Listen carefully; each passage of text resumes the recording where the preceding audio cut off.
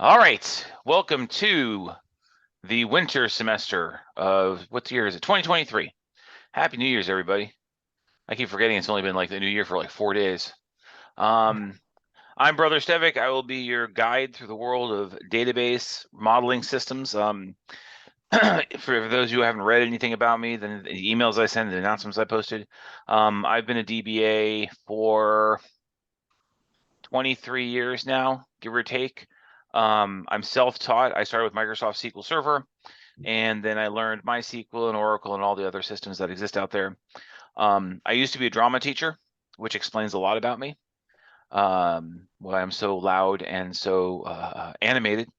I've also been a comic book reader and a enthusiastic science fiction fantasy fan all of my life. So all these combined kind of generate my personality. You'll see me making examples of trying to think about like science fiction, particularly Doctor Who. I'm in the middle of watching all 58 years of Doctor Who. I'm in year 14 right now. But anyway, that's who I am. Any questions you have about me, ask away, I'll answer. Now Thomas just asked a really interesting question, and I'm not going to make him ask it again. I'll just kind of paraphrase what he said. He says, "What do you need to do to succeed in this class with workload and everything else that goes on in your life? How do you do this?" It's a really good question, and the best answer I can give is just have fun with it. Databases. I want you to consider this like an art class, okay? And it might seem a little crazy to consider this an art class, but in all honesty, this comes down to how do I want to put this? A database is a way that data moves.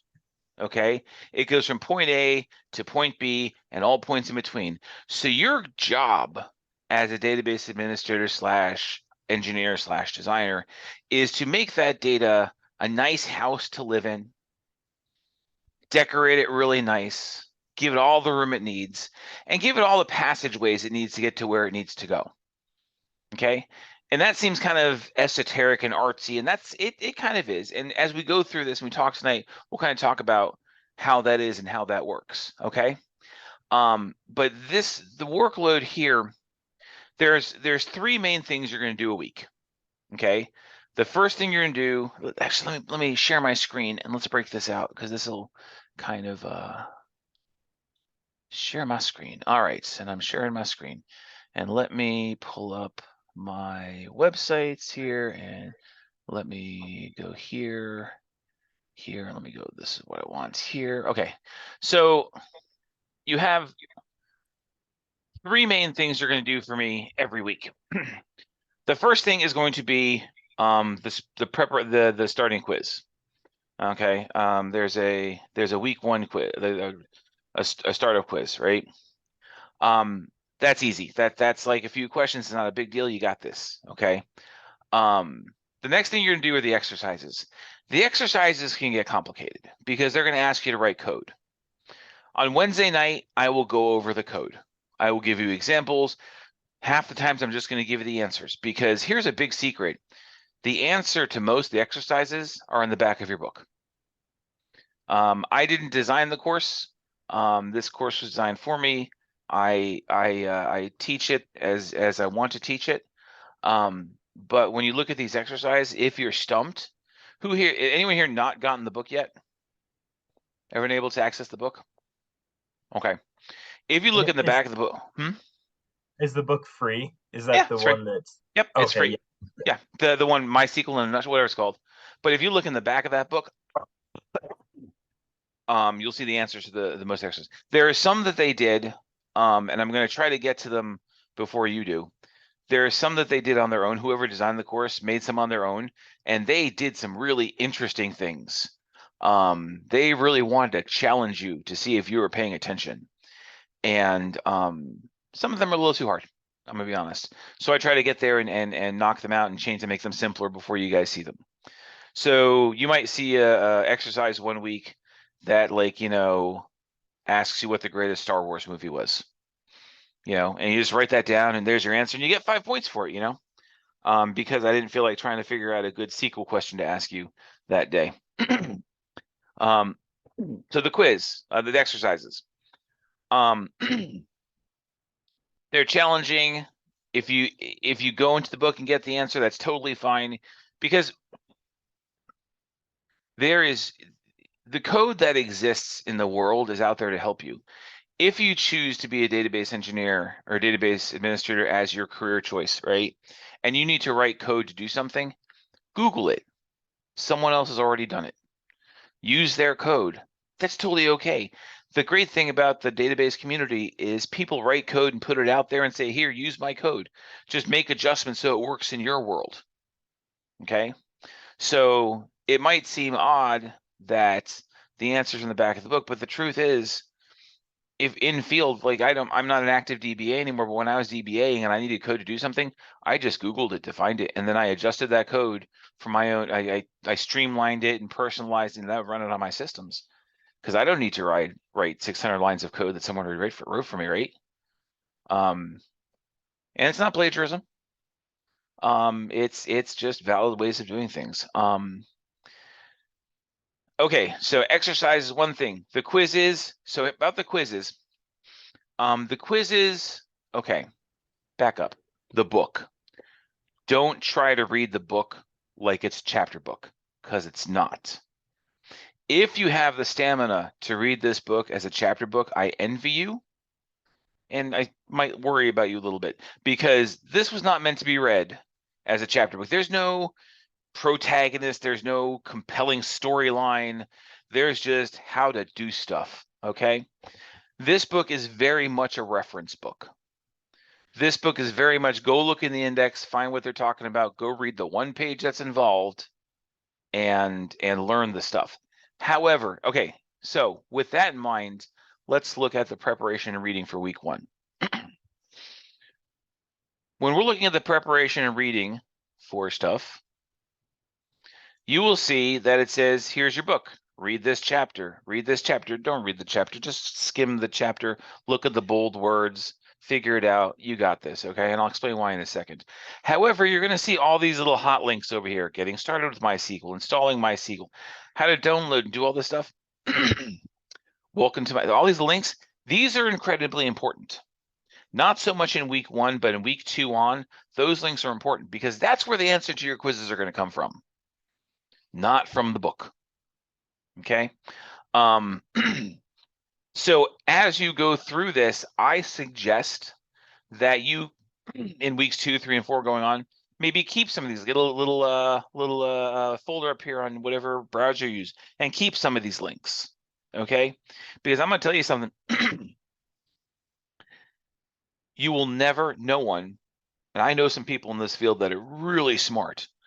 You will never meet someone who knows how to write every piece of code at the drop of a hat. Everyone needs to go back and look at a book sometime, right? It's kind of like I am not the best scriptatorian in the world. I know the scriptures exist. I've read them many times. I know the stories in them. I know the words of them, but I can't quote them. So many times I'll say, you know that part in the Bible where Jesus does this? And then someone in the room will automatically chapter and verse it for me. And that's what I appreciate, because I can't do that, right? It's just like my coding. I can't write. I had to write code today for someone. He asked me, it was a simple question. I'm like, hang on a second, let me look this up before I give you the wrong answer, right? So never be afraid to not know what to do, because that's why Google exists. That's why other people exist. So these links here are going to be where the answers to your quizzes lie. Now, here's the cool thing about the quizzes. They're open book. They're open notes. They're open internet. They're open everything. Have your friend on Messenger and text them, what'd you get for number 3? If you come to consensus about the same thing, that's completely legal. Okay? We're working in an environment where we very much respect and love cooperative work, right? Here's the cool thing. When you get to the final exam, if you choose to take it, and yes, you can choose not to take the final exam, it is open book, open notes, open messenger, and phone a friend. Okay. That's one choice how to end the class. That's the boring way. That's the I just want to get through this, not learn anything kind of cool. We're going to talk about the cool thing in a second. Okay. So your reading is here. Read the stuff here, go through it, skim it, go to the quiz, go back to this, find the answer. But that's what that is. So let's go back over to where we are. I want to go back to my syllabus, please. Nope, I won't go to modules. This is where I want to be. All right, modules.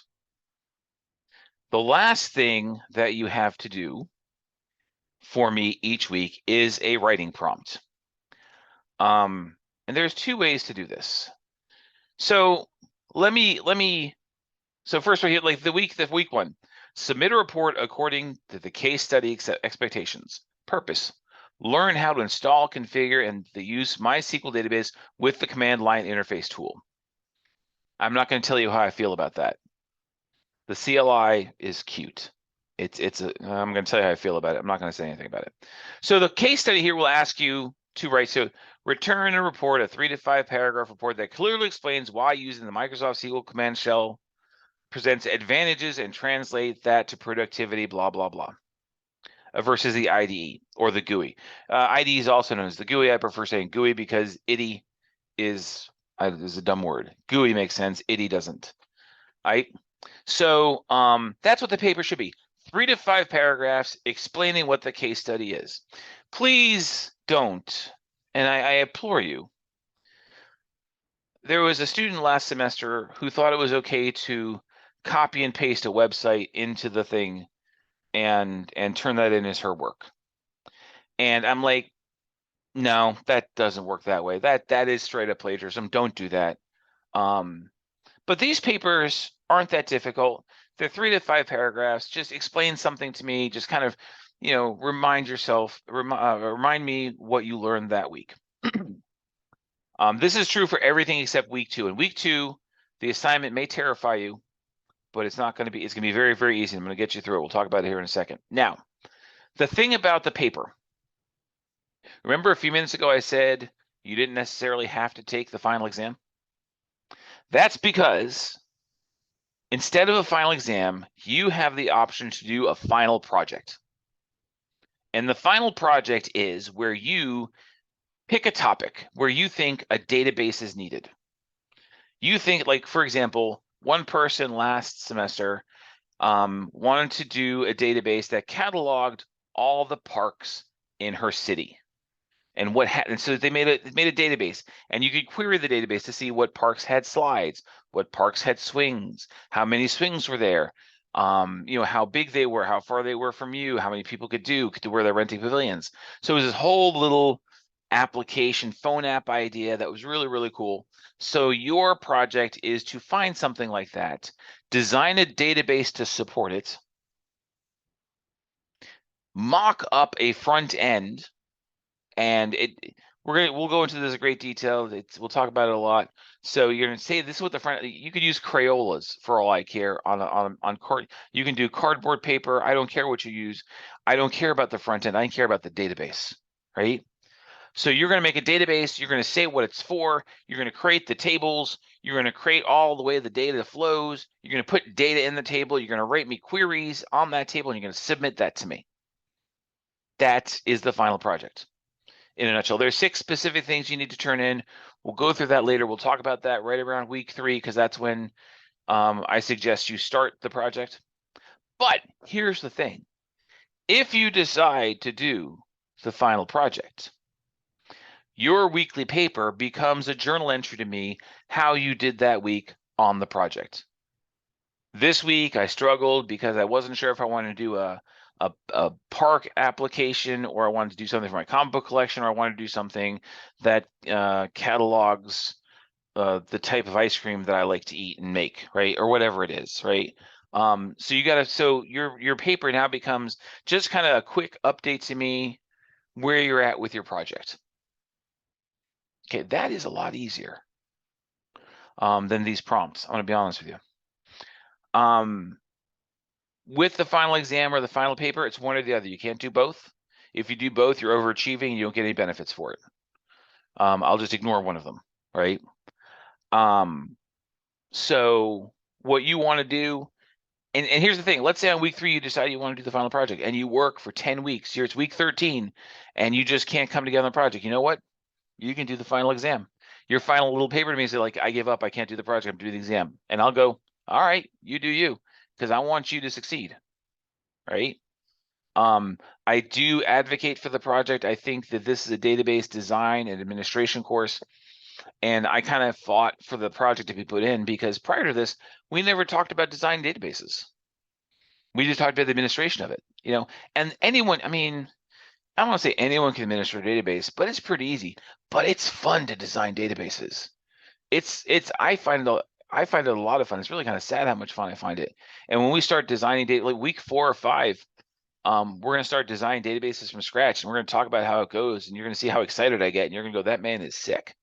But it's fun. Okay. So that's kind of what you're looking at here.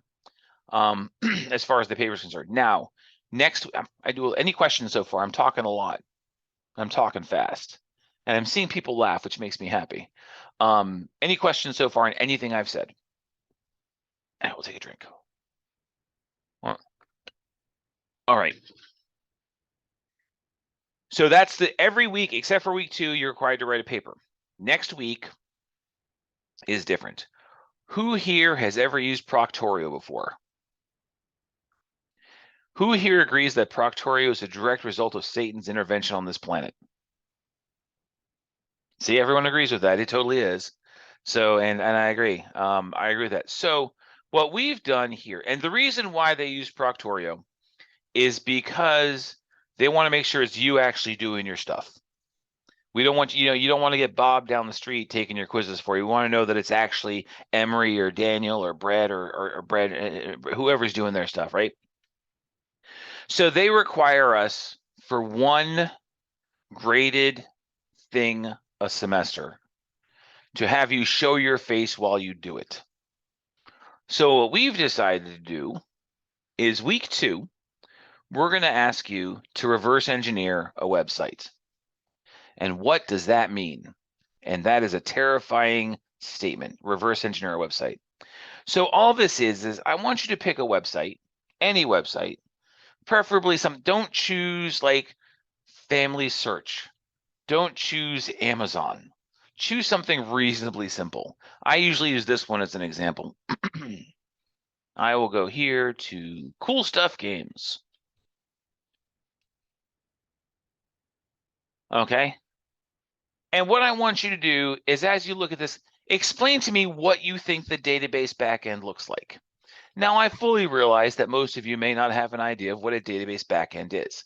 And after we're done talking today, you're going to have a general idea of who here does not know what a database is, or how a database works, or what tables are. Everyone have a working idea of tables?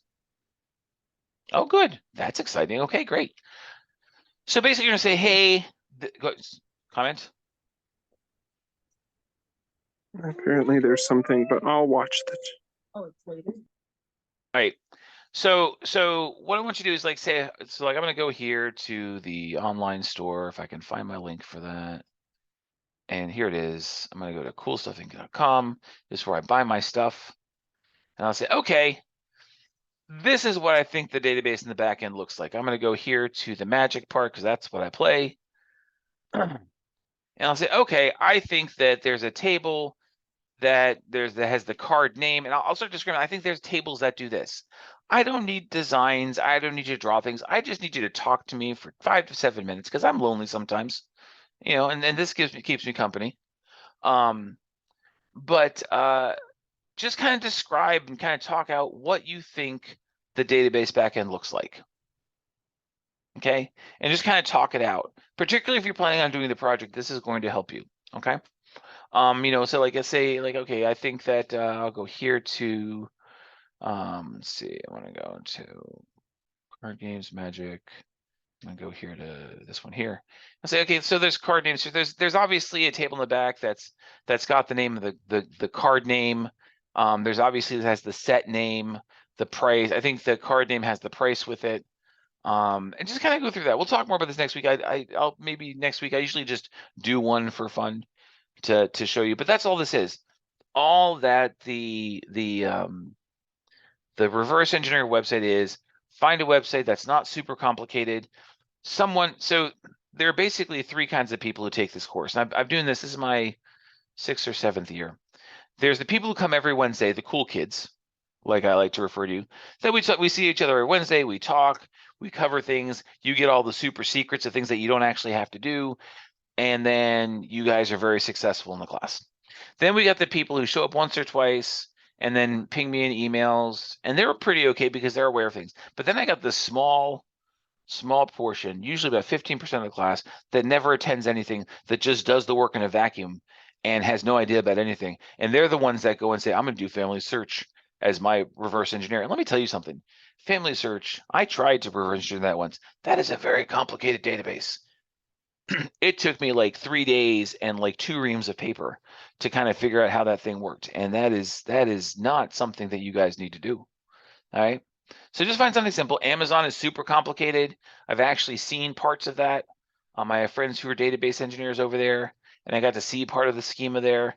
It gave me a giant headache. There's a lot going on. Just find something simple. Just discuss it, talk about it. Everyone kind of cool with that is what I'm talking about there? All right. I have a question really quick. Hit me. So for it, do we have to reverse engineer the whole site or just like a certain aspect of it? The whole Like- just a certain aspect of it. Okay. I'm looking like 2 to 5 minutes if you tell me about what you know about databases. It's just how I gauge how much Mhm. you know about databases, so I can help you if you gotta go on the project. Gotcha. So we could take like with your example, just the magic section and kind Yeah. of reverse engineer that section. Okay. Absolutely. Database. Yep, absolutely. Ah, você tem aula? Eu uso isso daí pra fazer lição. What's that? Isso é aula pra fazer lição. I didn't understand what you said. All right. So that is week 2. Every other week, as you look at here, it is exercises, quiz, paper, exercises, quiz, paper, exercise. The whole devotional thing, it'd be great if we did it, but it dies around week 4. So I try to keep churchy in my conversations and stuff like that. So that'll be fine. Here, if you're curious about if you go into week 3, there's your final options. It's posted here because you really kind of need to start it in week 3 if you're going to do it, because it is about a 9-week process. Okay. One other quick thing before I start getting into some definitions and some kind of broad strokes on this stuff. I take late work to week 10 without question or penalty, because I've been doing this 7 years. Everyone, I have yet to have where someone's family didn't give birth, someone in someone's family didn't die. Lots of things happen and life happens, and I try to be reasonable. All I ask is that you let me know what's going on. Keep me in the loop. If you're going to be late, if you're not feeling well, COVID is still a thing in this world. And I have yet to have a semester in the last 3 years where someone doesn't come down with it. Let me know you're going to be late. I'll work with you. I'll keep those windows open for you. So by, like I said, week 10, and it used to be week 12, but then I found a lot of people waiting to week 12 to turn everything in. And that kind of, so it's like one of those things like what one person ruins it for everyone else. So the last couple semesters ruined it for you guys. Week 10 is it now. So no penalties, no nothing. I'll accept it. I'll grade it. We'll be happy. You'll get a good grade. All right. I think that covers all the housekeeping stuff that I generally have. Does anyone have any question on the housekeeping stuff? How I grade, what I got a chat window here. Half the developers at FS don't understand the FS database. I retired after 17 years there. I imagine. Yeah, I got war stories, Bob. I'll tell you, I've been 22 years. I've been with this one company for 10 years. The coding on the database is atrocious. Like Moses wrote the original code and no one knows where Moses is, so he can't explain it anymore. I'm with you. What is FS though? Family search? You worked on family search? Yeah. Holy, we're going to talk later, sir. I got questions about that. I never want to work for the church in the database because I'm sure it's a terrifying thing, but I'd love to get my hands on it just for 15 minutes. Because I want to see what they're keeping track of. I wish it was one.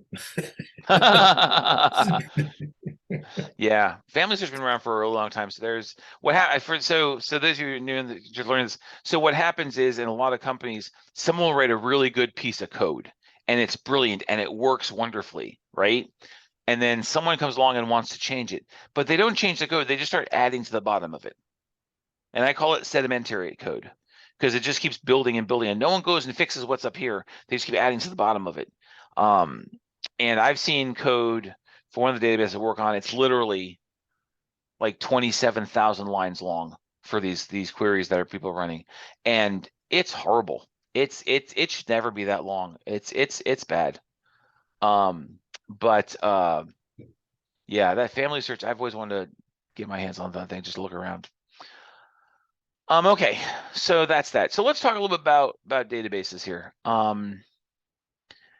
So I've got my little thing here. Okay. So first of all, we're talking about T-SQL. So the short abbreviated history of this is many, many moons ago. Okay, wait, hang on. Before we get there, true or false? Is this a database?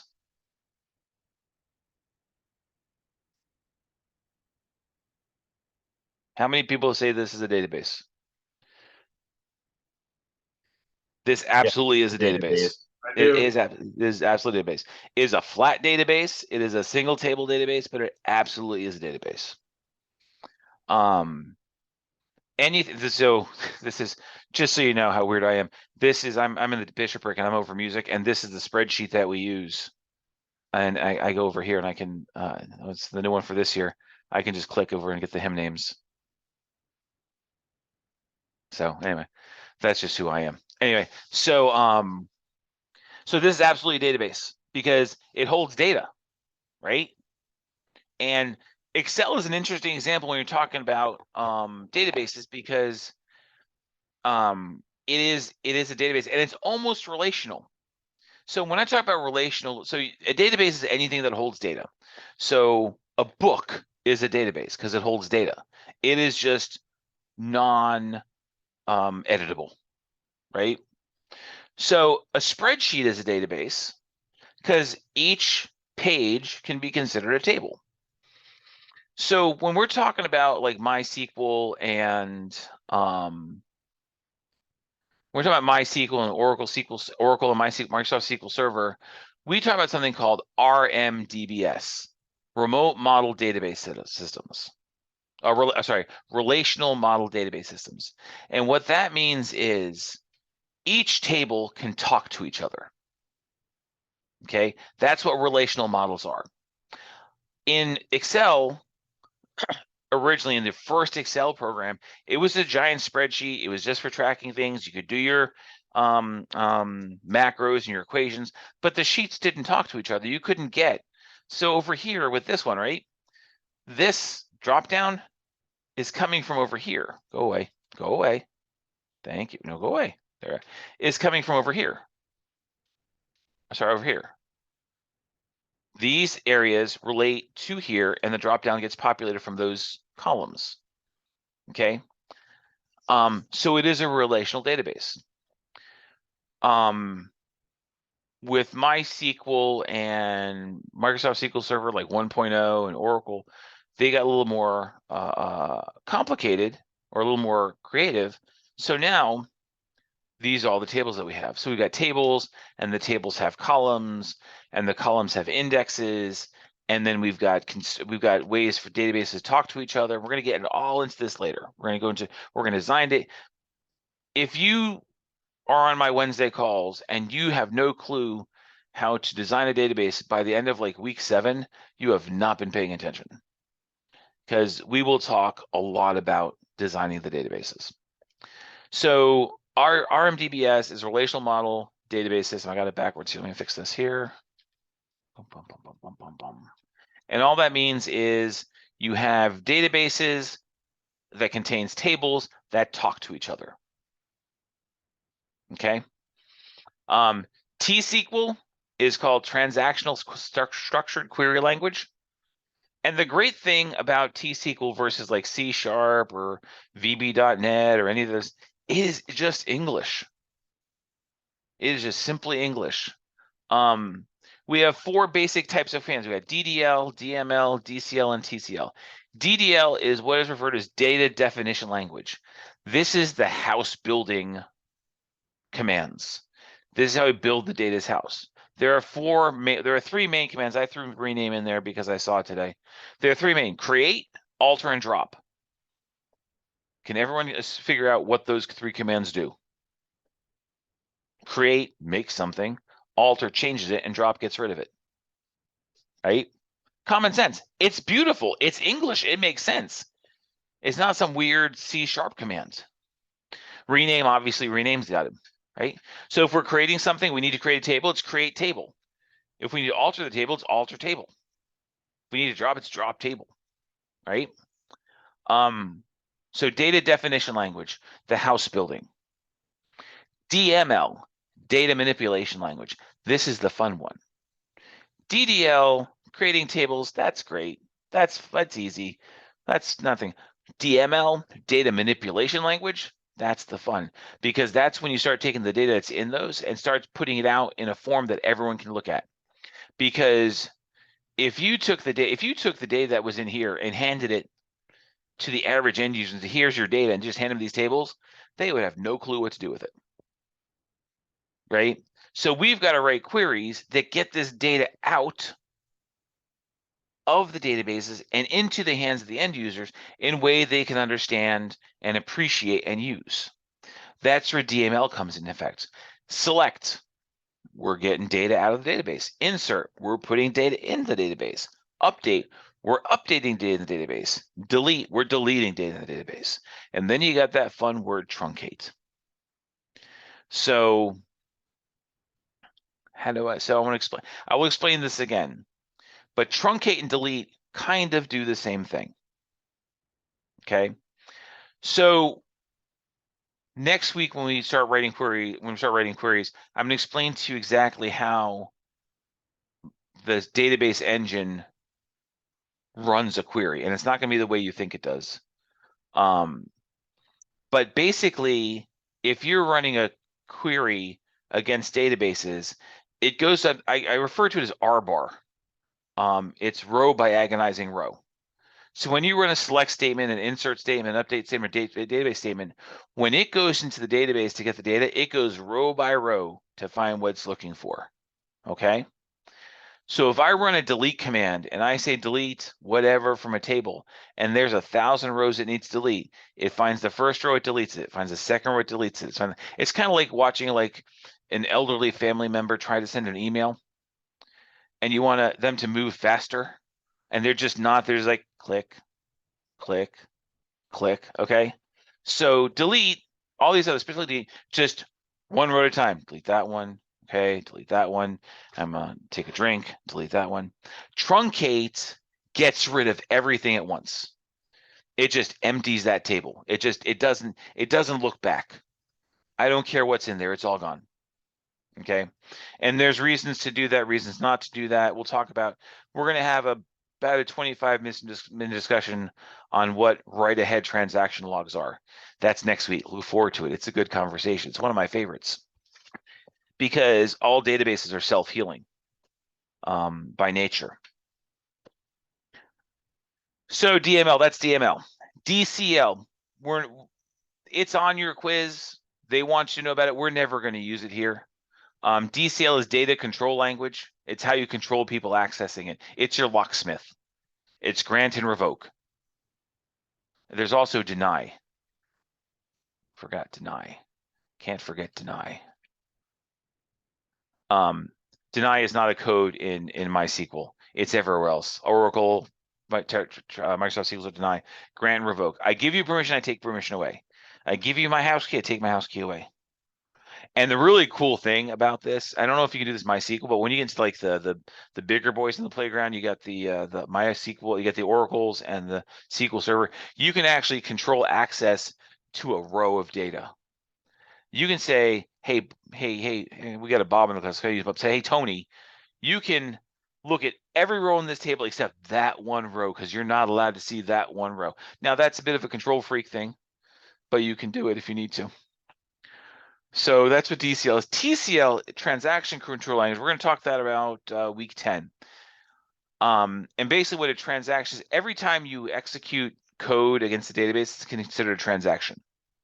Okay, because databases because it says it's transactional structural query language, so it runs in transactions. So you can control how the transactions run, when they run, whether they commit the data, where they roll back the data, and those 3 commands are begin, commit, and roll back. And we're going to talk about them week 10. Those commands have saved my butt more times than I care to describe, because there are times when I've almost like changed all the data in a database, like accidentally, and messed everything up. But those transaction control just saved me. So that's that, and that covers that. Any questions on any of this stuff? Because I am nearing the end of the night. I am in Florida and it is 10:14. I don't know where everyone is. Anyone here not in the US? Anyone I had like a lot of people in Russia last year, and they were like 4 o'clock in the morning. I was like, good for you being here. Yeah, all right. All right, Yes, go ahead. teacher, I am from Dominican Republic. Okay, Dominican Republic. That is really cool. Yeah. You're not. What time is it by you? It's the same like you. Okay, so you're 10 o'clock. Okay. Here, Yeah. I am from Panama. Oh, Panama. Yeah, here's 13 p.m. Okay, so we're in the Panama's the same time zone as us. Oh, cool. Not every time. Sometimes Oh. it changes. Oh, when we do that daylight savings nonsense. Yeah. Yeah. Okay. Fair enough. Panama. I want to visit Panama one of these days. Quick question. Hit me. Who's your favorite doctor? Oh, that's a trick question. 4 is my favorite one because that's the one I grew up watching. But I like them all. There isn't one that I haven't liked. I've met 4 doctors, 3 doctors. I met the second doctor. I met the 7th doctor, and I met the 6th doctor. Yeah, that's all I've met so far. Yeah, I've met 3 of them, but they're all good in their own way. I've yet to have, like I said, I'm rewatching all the episodes. I've watched 14 years of Doctor Who in 7 months. So, it's good times. Cool. All right. All right. So that is the introduction to this class. So what happens from here is I've recorded this session. I will save it. I will upload it to my YouTube channel, like and subscribe. I just say that because it's ridiculous. I think I've got like 5 people subscribe to my channel. You don't have to. Don't worry about it. I'm not monetizing this. But when you go there, you will see all the videos from all of my past classes over the years. So if you're bored and want to see how this class evolved, feel free. If you're having trouble in week 5 and want to see another perspective, grab one of the other ones. There are some videos I made at the very beginning of this where I do some really deep dives in how the engine works and how data types are important. And I can talk a good hour and a half on data types and why you've got to be careful when you choose them. And I will tell you some stories about what happened in my workplaces when data types were not used properly. But all those are out there for you to view.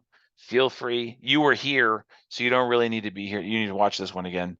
Everyone who's watching this home wasn't here, come next week. It's a lot of fun to be here. I can answer questions easier that way.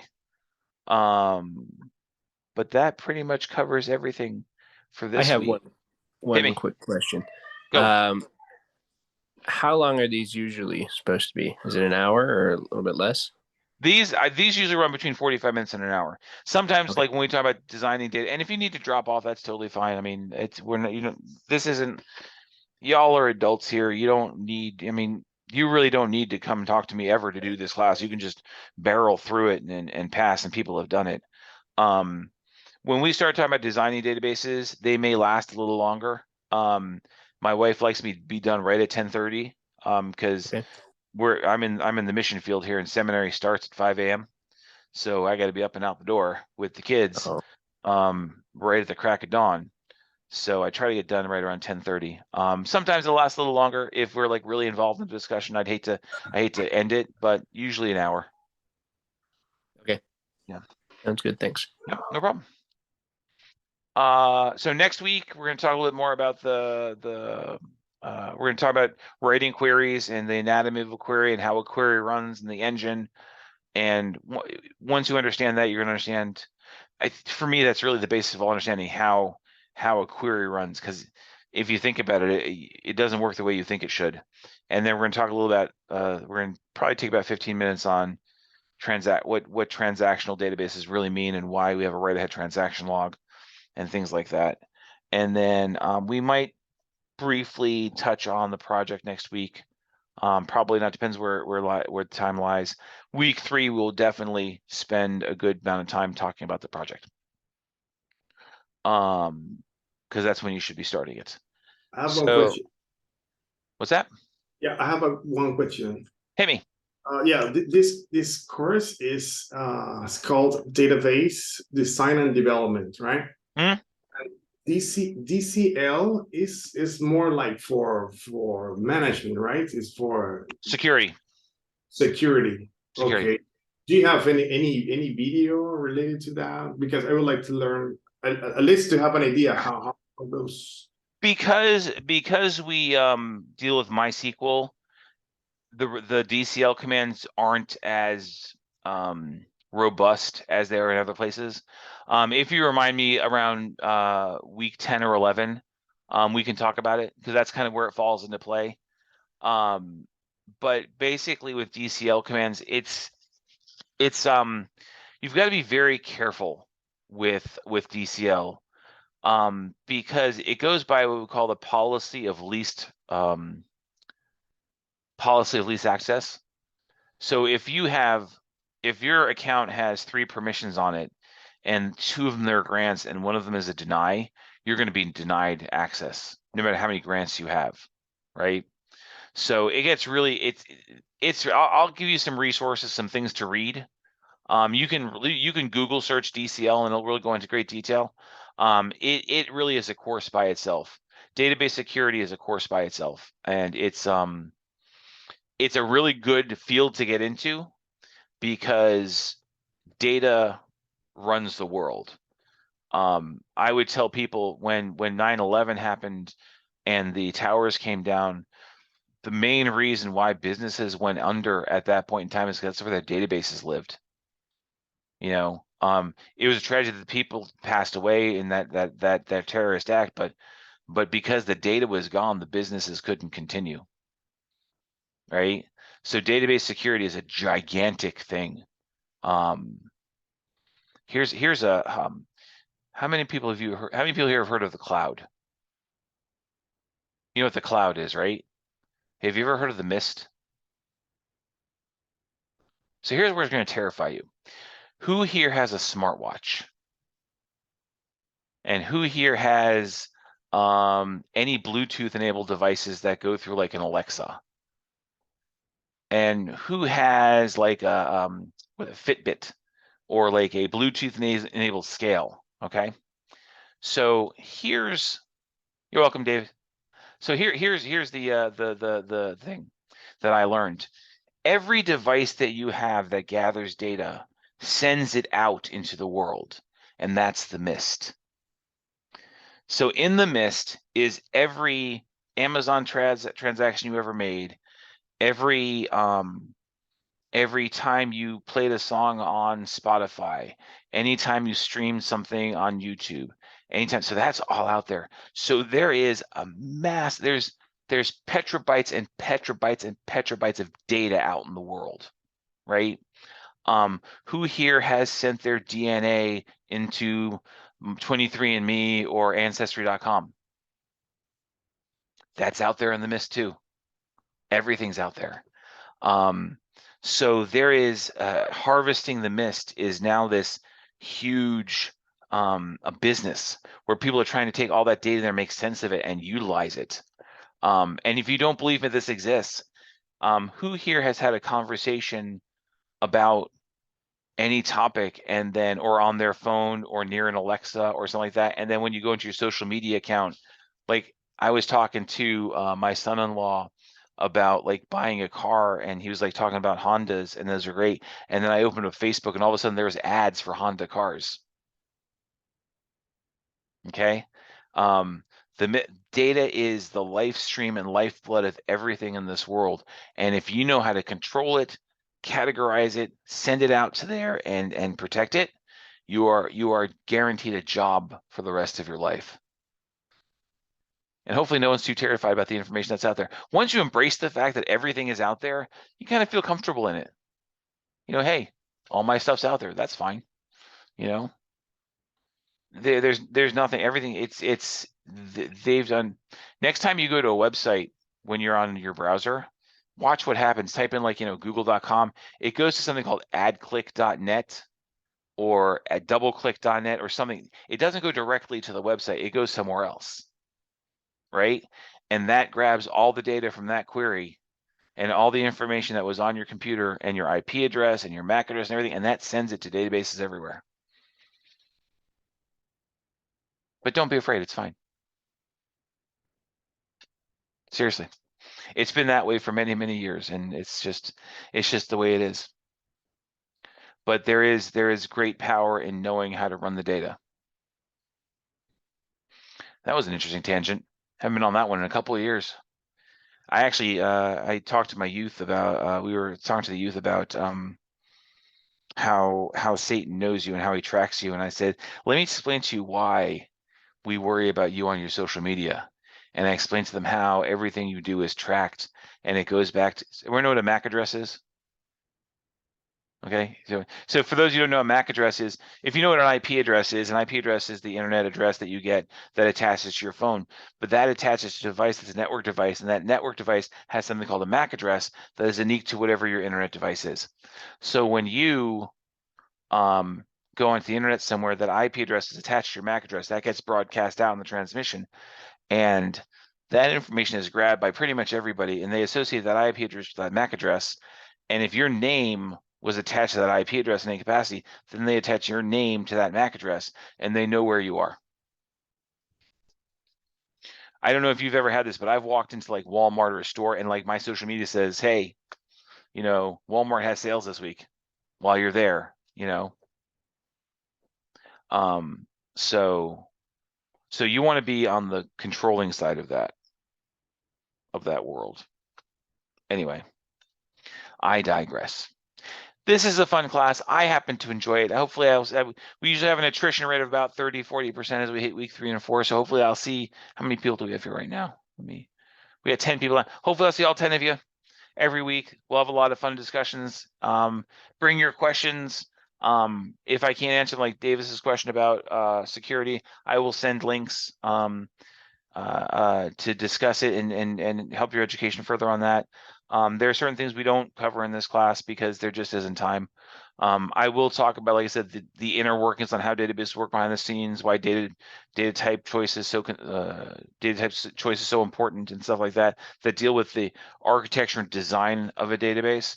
But security, I leave to other people. So these are the only commands that we won't talk about here, and it's because we're using MySQL. When we used Oracle, we talked about them all the time. But with MySQL, it's a free software. There's no reason to protect it. All right. Any other questions? All right. Let me stop my share. Well, thank you all for coming tonight. You have my phone number and my email address. Sounds like a great time. Yeah. Yeah, I miss having in-person classes. When I used to teach database classes, I would have a room that all the walls were whiteboards. And when I designed a database, I would start on one end of the room and end up on the other side of the room with everything. It was just a whole thing. Unfortunately, we can't do that here. I do my best with MS Paint, which is nowhere in comparison of having all the whiteboards everywhere. But I do enjoy this and I have fun with it. So you guys have a great night. Enjoy the beginnings of this new year, and we will talk next week. Thank you. So- Bye. Bye.